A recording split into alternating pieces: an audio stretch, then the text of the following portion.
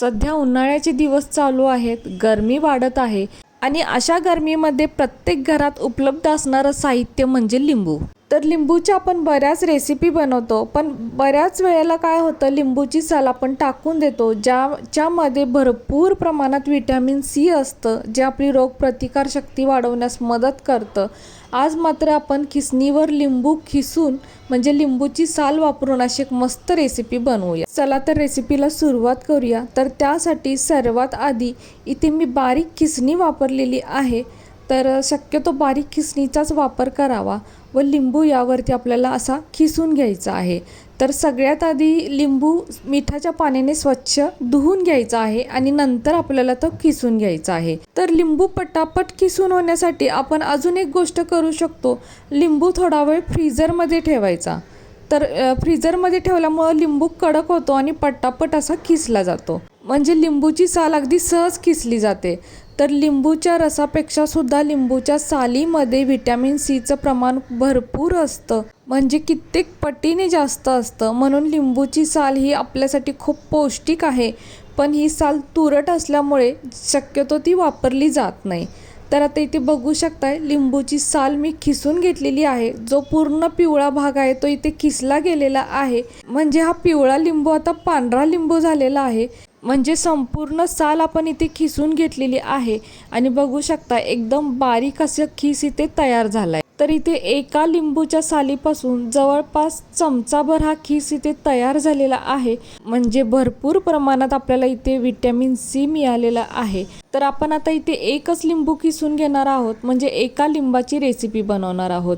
आता यानंतर इथे एक मिक्सरचा भांडा घ्यायचं व यामध्ये आता 4 चमचे साखर घालायची, किंवा साखरेऐवजी आपण इथे खडी साखर जरी वापरली तरीही चालेल. आता यानंतर खिसून ठेवलेली ही लिंबूची साल यामध्ये घालायची. तर आता बरोबर 1 चमचा ही साल आपल्याला इथे मिळालेली आहे. आता यावरती झाकण ठेवायचं आणि हे मिक्सरला चांगलं बारीक फिरवून घ्यायचं. तर आता हे मिक्सरला चांगलं फिरवून घेतलेलं आहे आणि बघू शकताय याचा अगदी साधारण कलर बदललेला आहे, म्हणजे साखरेची पावडर ही पांढरी शुभ्र असते, ती थोडासा पिवळसर कलर आलेला आहे आणि लिंबूच्या सालीचा खिस तर आपल्याला दिसत नाही आहे, म्हणजे इतकं बारीक यामध्ये झालेलं आहे, अगदी एकजीव झालेला आहे. आपण हे असंच तयारसुद्धा करून ठेवू शकतो. जर अशा पद्धतीने लिंबूची साल आपण मिक्सरला बारीक करून घेणार असेल तर मोठ्या खिसणीवर लिंबू खिसला तरीही चालेल, अगदी पटपट खिसला जातो. त्यानंतर इथे खिसून ठेवलेला लिंबू आपण कापून घेऊयात. लिंबू एकदम मऊ झालेला आहे आणि याची साल पहा एकदम पातळ झालेली आहे, कारण आपण तो खिसून घेतलेला आहे. आता यानंतर इथे 2 ग्लास घेऊयात. तर आपल्या लक्षात आता आलंच असेल की आपण इथे सरबत बनवतो आहोत, पण लिंबाच्या सालीचा वापर करून सरबत बनवत आहोत. लिंबाची साल वापरल्यामुळे या सरबताला एक असा मस्त फ्लेवर येतो. तर आता मिक्सरला बारीक करून घेतलेली साखर आणि लिंबूची साल दोन्हींमध्ये अर्ध अर्ध टाकूयात. तर साखरेचं प्रमाण आपण इथे कमी जास्त करू शकतो, पण एका लिंबूसाठी 4 चमचे साखर हे अगदी योग्य प्रमाण आहे.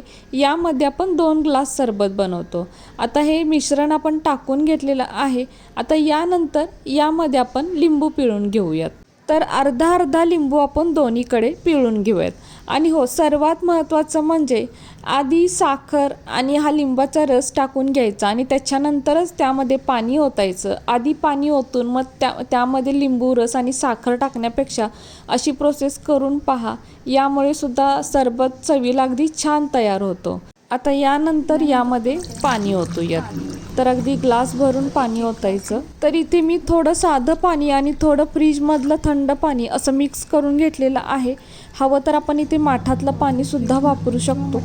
तर दोन्हीही ग्लास आता भरून घेतलेले आहेत.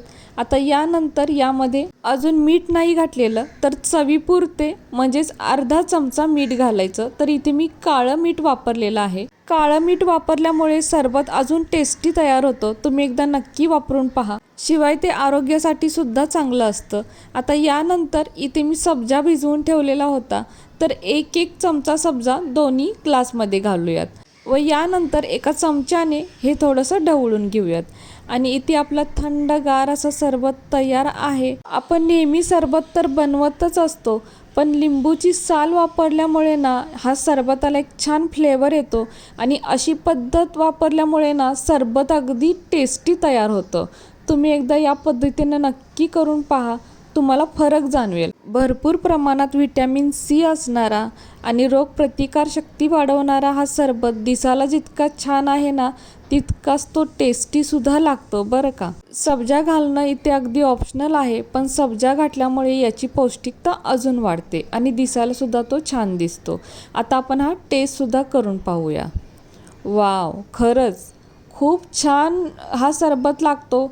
अगदी साधारण वेगळी याची टेस्ट आहे, म्हणजे अगदी फ्लेवर खूप छान आहे या सरबताचा. तुम्ही एकदा नक्की करून पहा. तुम्ही अगदी नेहमी याच पद्धतीने बनवाल, इतका टेस्टी हा सरबत तयार झालेला आहे. सरबत पिल्यानंतर लगेचच आपल्याला फ्रेशनेस जाणवतं, इतका मस्त हा सरबत आहे.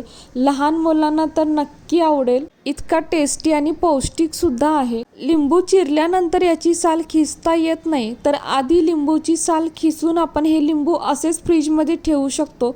लिंबू सुद्धा चांगले राहतात. लिंबूची साल वापरल्यामुळे सरबत कडवट होतो का, तर अजिबात नाही, उलट सरबताचा फ्लेवर वाढेल.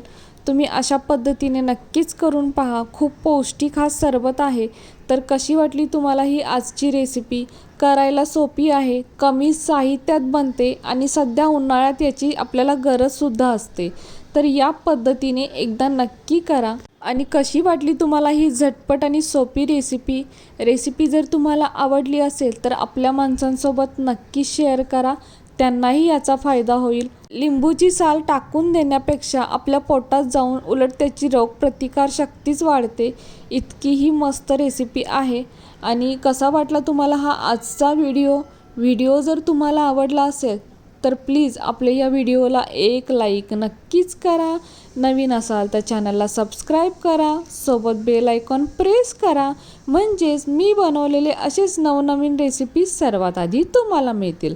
आता पुन्हा भेटू असेच एका नवीन रेसिपीसोबत.